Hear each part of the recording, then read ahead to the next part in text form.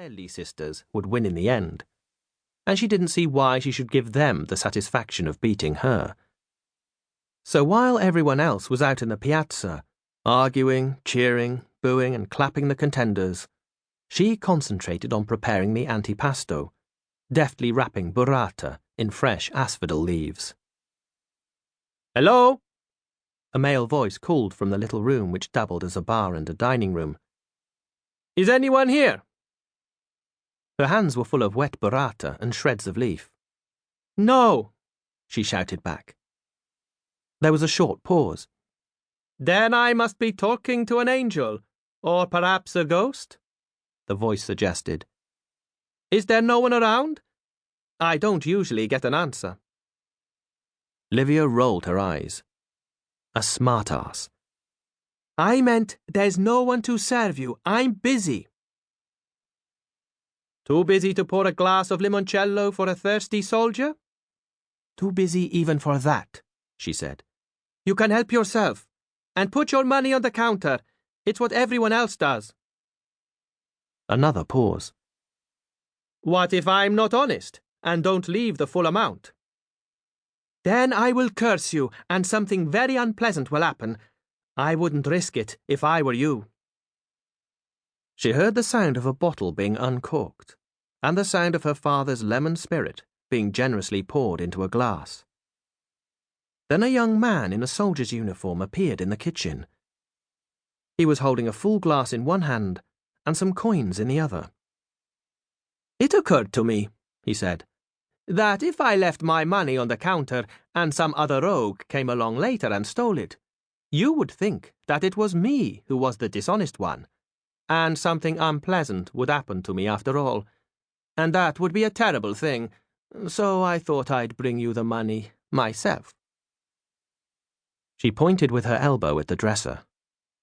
"You can put it over there." He was, she noticed, quite extraordinarily handsome. The black tailored uniform recently redesigned by Mussolini showed off his lean hips and broad shoulders, and his dark eyes grinned at her from beneath a soldier's cap that was set at a jaunty angle on the back of a mass of curls. Caramel skin, very white teeth, and an expression of confident mischief completed the picture. A pappagallo, she thought dismissively, a parrot, the local expression for young men who spent their time trying to look handsome and flirting with girls. "What are you doing in here?" he asked, leaning back against the dresser and watching her. "I thought everyone was outside." "I shall pray to Santa Cecilia for you," she said. "Why's that?" he said, surprised. "Because you are clearly afflicted by blindness. Either that, or you're a cretin. What does it look like I'm doing?" This sort of remark was usually enough to deter unwelcome visitors to her kitchen. But the young soldier didn't seem at all put out. "You look like you're cooking," he remarked.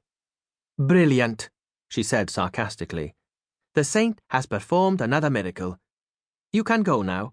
You're completely cured." "You know," he said, crossing his legs at the ankle and taking a swig from his glass, "you're much prettier than any of those girls in the beauty contest." She ignored the compliment. "So that's why you're here. I should have guessed. You came to stare at the girls." "Actually, I came because my friend Aldo wanted to come, and there's not much else to do around here. I'm stationed in the garrison at Torre El Greco." "So you're a fascist," she said disapprovingly. He shook his head. "Just a soldier. I want to see the world. All my life I've lived in Naples, and I'm bored with it." "Well," she said, "you can start by seeing the world outside that door. I don't have time to chat to you." As she spoke, she was putting balls of burrata inside the asphodel leaves, weaving the leaves through each other so that they formed a natural basket for the cheese. The handsome soldier was unperturbed. "You're very rude," he said conversationally. "No, just very busy."